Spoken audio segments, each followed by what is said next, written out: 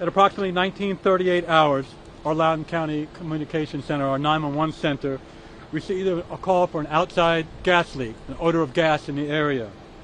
Units were dispatched for that investigation, arrived on the scene at 1948 hours in the 300 block of Silver Ridge Drive in Sterling.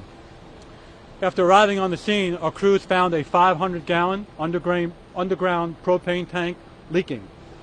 The propane from that leak had migrated into the homes. When firefighters arrived in the home, they metered the home, they assessed the situation, and entered the home with the appropriate PPE.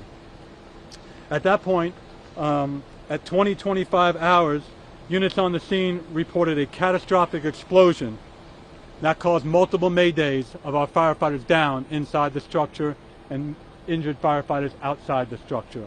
Luckily, the 2 occupants of the home were removed by firefighters upon our arrival, as well as some of the pets, and we can credit our firefighters for the removal of those citizens.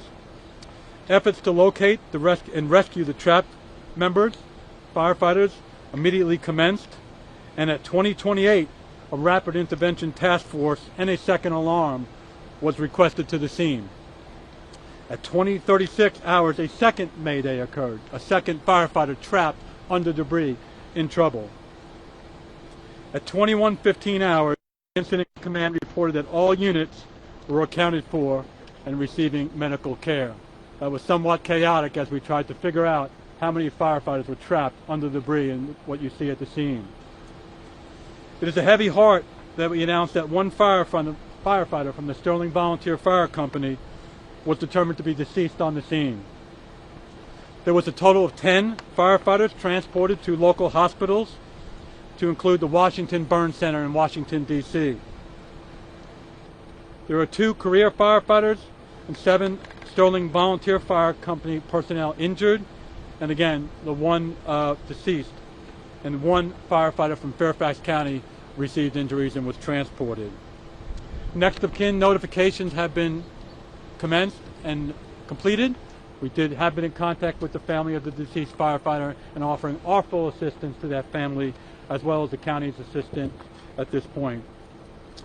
There were 2 occupants of the house, as I mentioned, and both of them were able to escape with minor injuries and have been released. Staff personnel have been assigned from Fire and Rescue to the hospitals to assist all those that remain in the hospital, and we're assisting the Fire Marshal's Office. The Loudoun County Fire Marshal's Office remains on the scene, and they'll be there for an extended period of time doing an origin and cause investigation to determine the cause of this fire.